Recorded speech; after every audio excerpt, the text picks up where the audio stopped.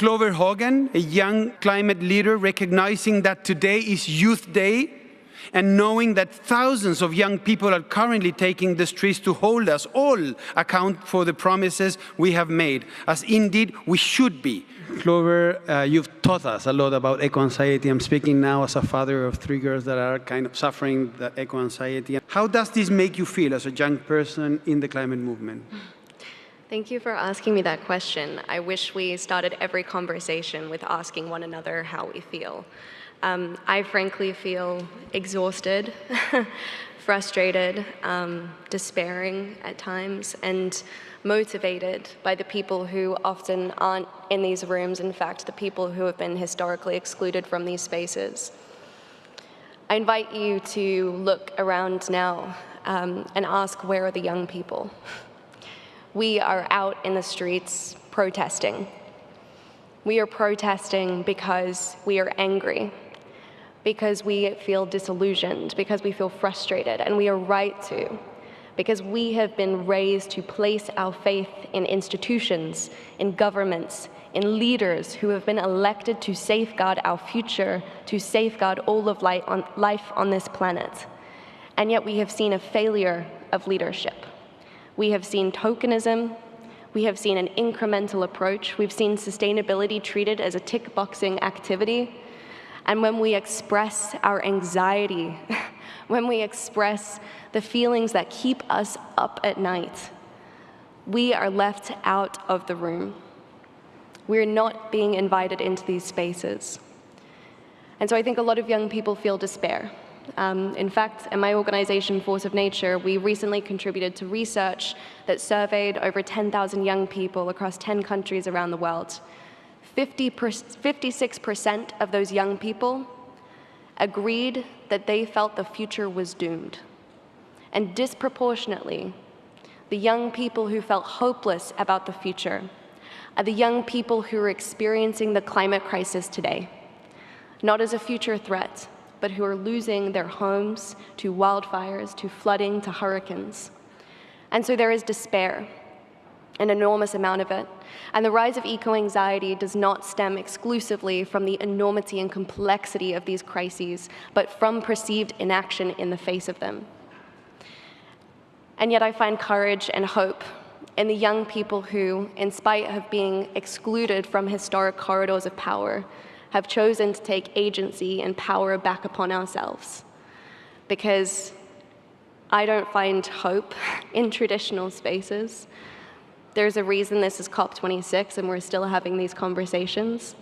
I find hope in indigenous leaders who have been fighting this struggle for many more decades than I've been alive. I find hope in young voices. I find hope in the allies who have committed their entire lives to this fight. I do not find hope in corporate greenwash. I do not find hope in empty promises made far enough into the future that they require no immediate action. On my way up to Glasgow, I read that based on current commitments made by over 100 countries, including the UK, the US, and my home country of Australia, we are on track for a 16% increase in global greenhouse gas emissions over the next 10 years. This is when the climate science tells us we need to reduce emissions by 45%. So nothing that is not transformation is tokenism. And there is no hope in another 10 years of tokenism. Thank you, Clover. We'll go now to Clover with the same question. What do you think are the key challenges in order to get to? In 30 seconds or less. in 3 minutes, let's say. The climate crisis is a symptom of systems that have been designed around the commodification of nature. We live in a culture that values a tree more when it is dead than when it is alive. And systems that have been built on the backs of exploitation and the systematic sacrifice of frontline communities, of the communities we do not see adequately represented in these spaces. One of the biggest challenges in my eyes is that when we talk about climate, we're still talking about it in a kind of convenient way. We're afraid of the discomfort of actually inviting in systemic transformation, of really embracing the fact that we have to rethink so much of how we live, breathe, and exist in the 21st century.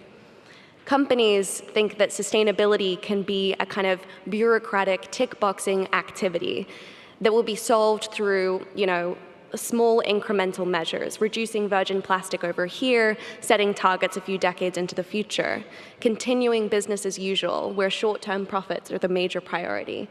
And yet, the goalposts of business fundamentally need to change. Historically, the purpose of creating a product or service has been to create profit, and create profit for a really small group of people. Those goalposts need to fundamentally change so that products and services are created as a vehicle for solving the problems that are defining our times. And the same is true of policy. We need to rethink the mechanisms and engines that put people into seats of power. Short-term politics is not going to solve this crisis. This is the most immediate, existential, complex challenge we have ever faced. And so we fundamentally need to transform, and we need to rethink. And of course, we need to invite new ways of thinking into these spaces. It is a farce to think that we will solve this problem with the same thinking and the same people who created it. We need in these rooms young people who are not willing to abide by the status quo, and we need in these rooms people for whom the climate crisis is already their lived experience and their present-day reality. We continue to talk about the Global South as victims of the climate crisis, which is absolutely true. The Global South are being disproportionately impacted by the climate crisis while they have contributed the least to it.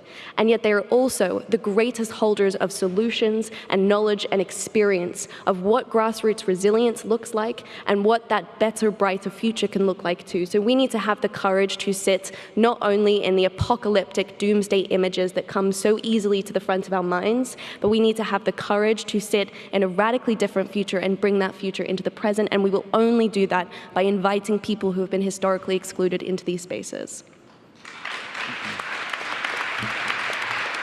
Thanks so much, Chloe. Couldn't agree more. So, Johan, the voice of science, how do we get to the building resilience of 4 billion people and halving the emissions from now to 2030? Yeah, let me take two angles to that. I mean, first of all, I really would like to respect and recognize Clover's and all young people's anger, because you have a double reason for anger. I mean, reason number one is, of course, that we are threatening to destabilize the life support systems and push the planet along irreversible commitments, which means that we'll be drifting away towards worse and worse living conditions on Earth because we've crossed tipping points that we cannot control. But the second reason for anger is that not only do we have the solutions, we have all the evidence that we can scale it and we can have better outcomes for security, for equity, for health, for economy, for peace. And most significantly, perhaps, we will then be able to say to the young people who are out in the streets of Glasgow and have been out in the streets of cities all over the world every Friday and other days besides, demanding that we legitimize their expectations for a future that is worthy of them. We can do so, but we must put the period of delay and distraction and expedience in the past. And we talked about, young people feeling angry. You heard that on one of the panels. Well, they have every right to be angry.